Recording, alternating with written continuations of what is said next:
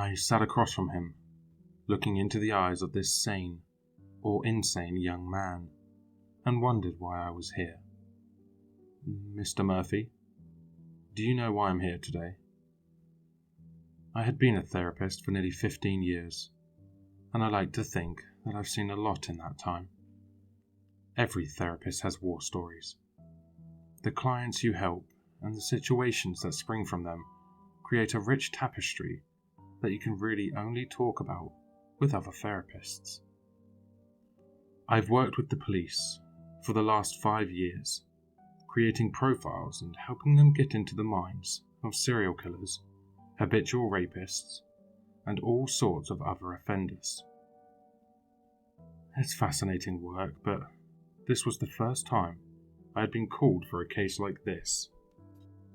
"You're here to prove that I am competent enough to be put to death." He said it as though he was saying he wanted Coke with his Big Mac. I sat across from him, making notes on my steno pad as he rattled his chains and sat attached to a chair that was welded to the ground. The staff clearly felt he was a danger to me, but I felt no less safe with him than I did with any other client. Patients rarely try to hurt their therapists, despite it being a bit of a trope. Patients usually see us as a surrogate father or as a missing source of attention that they ultimately strive for. Less than 30% of patients ever try to hurt their doctor, and in my circle, it was less than 10% among therapists I knew.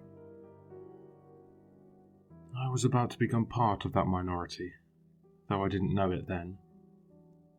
I turned on the tape recorder and set it between us. "Are you sane enough to be punished for your crimes?"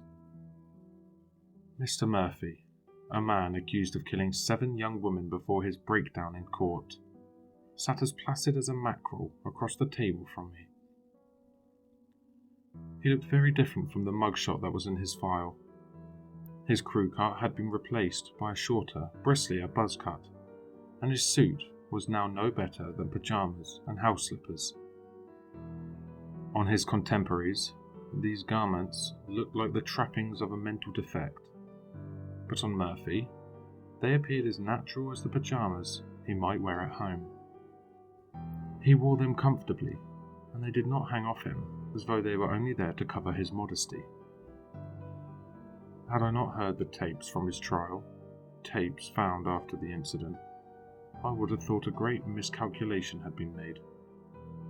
If I were the judge and this man was in my courtroom, I'd have probably set him loose again. "As sane as you," he stated, smiling a little as he said it. "And yet the doctors here are certain that you suffer from the same delusions you claimed to suffer from 8 months ago." "If seeing things that I know to be real is a delusion, then I guess I still do." I made a note on my pad before turning back to him. "You're referring to the smiling shadows?" I asked, trying not to smile when I said it. Crazy people rarely take kindly to being mocked, even if it's just something insinuated from the tone of your voice. "If that's what you choose to call them, then yes," he answered haughtily. "What do you call them then, Mr. Murphy?" He looked at me steadily, and I felt a little shiver run through me as his eyes held me. Those piercing blue eyes that held me had probably watched 7 women die. "They call themselves the Gallery. I can assure you that they are very real." "Uh-huh. And when was the first time you saw this gallery?" "At the trial. They had come to mock me." "The gallery was present at your trial?" I asked.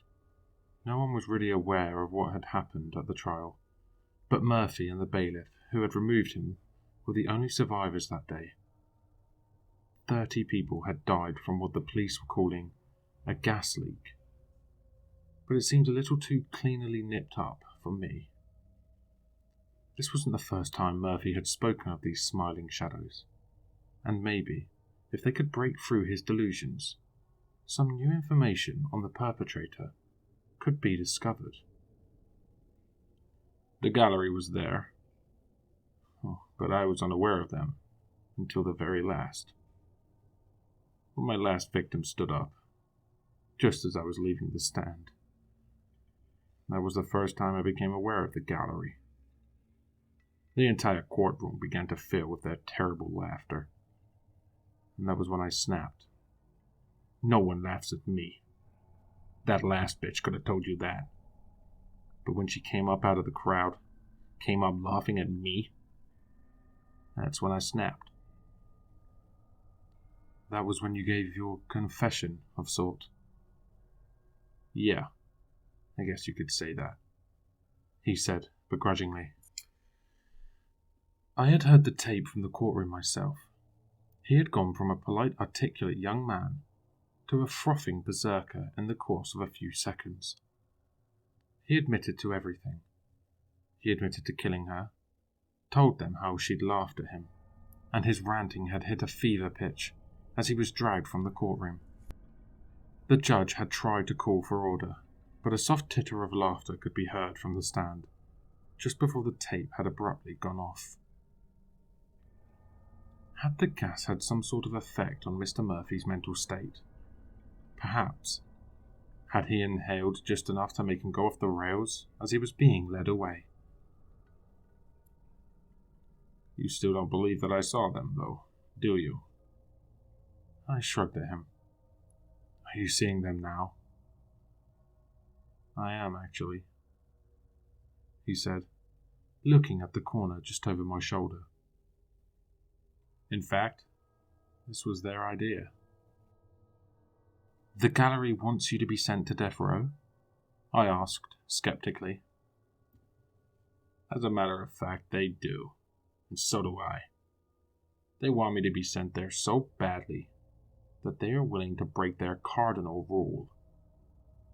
Oh, and what's that? Apparently, they don't just appear to anyone. They are very selective about who they choose to reveal themselves to. That time, though, is coming to an end. They're getting ready to show themselves to the whole world, but there are still places that are hard for them to get to. Old places, places of power, places where they can gain more power. If I have to trade my life, a life outside this nut house, then I will do it gladly. I nearly scoffed at him. And what leads you to believe that I will find you sane? With the sort of behavior you're displaying, I think this place might be just the spot for you. Because you're not a man of faith, are you, Doc? You're a man of facts, and there is no way that you could keep me in here in good conscience if you knew that they were real. In that highly unlikely situation, I suppose you're right. Then I ask you for one request, Doc. I looked up, curious with dread for what he meant to ask. Turn around and say hello, he said, smiling as he pointed to the corner behind me. I snorted a little laugh, decided to play along with him. I turned my head slowly, expecting to see nothing more than an excuse to leave him in the puzzle factory for a good long time. I never guessed that I would see a reason to admit myself sitting in that corner. My stenopad fell to the ground, making a sharp clack as it did so.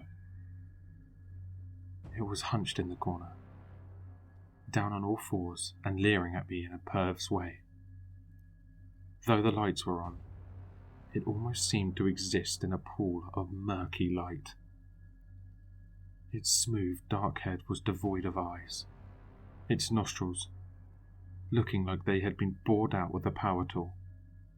Its arms ended in long claws, its legs in a toadish splay of feet, but its teeth were the worst. Its grin was skinned back, no lips to cover those shiny white teeth, and they looked almost too big for its head. Though it never opened those jaws, I could hear it emitting a low chuckle, like a laugh track in a sitcom. The laughter was perverted, unclean, like the owner was just making the sound because it knew that people are supposed to like laughter. It sounded like the laughter of brains too mad to comprehend laughter properly. "Sounds like the laughter in hell, don't it, Doc?" Murphy asked, and I jumped as I remembered that he was there. "How?" I asked, unable to take my eyes off the creature. "How did you do that?" "Me? Oh no, you don't seem to understand. They live here. They like this place.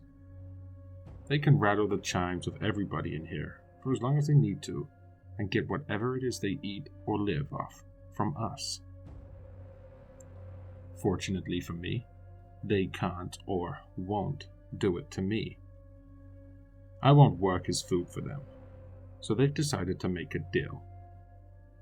They whispered to me at night, telling me what I had to do, and so I have done it.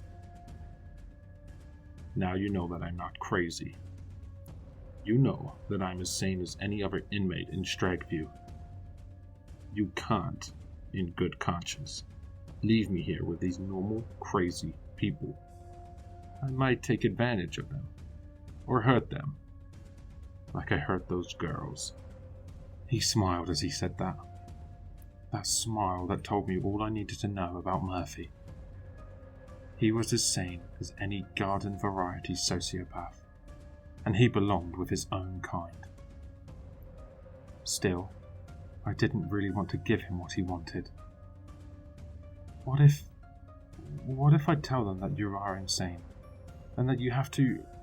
The shadow thing was in my ear, a clawed finger sliding over my throat as it breathed oozy words into my unwilling ear.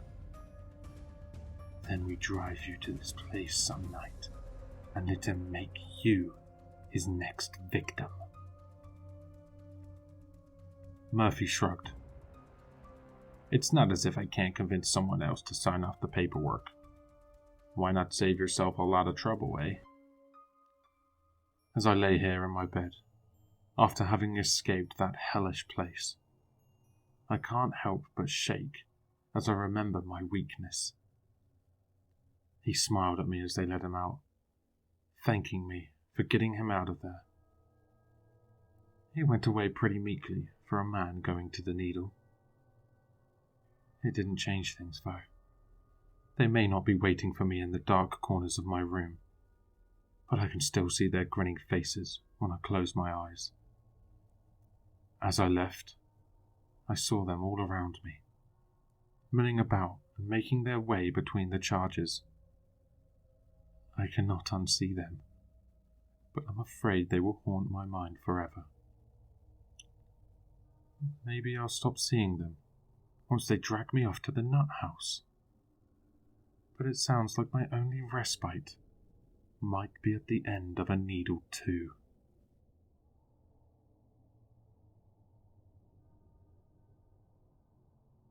Hello listeners, if you enjoyed this story, please check out the author in the description. For more content, leave a like, comment, and subscribe for more sinister readings.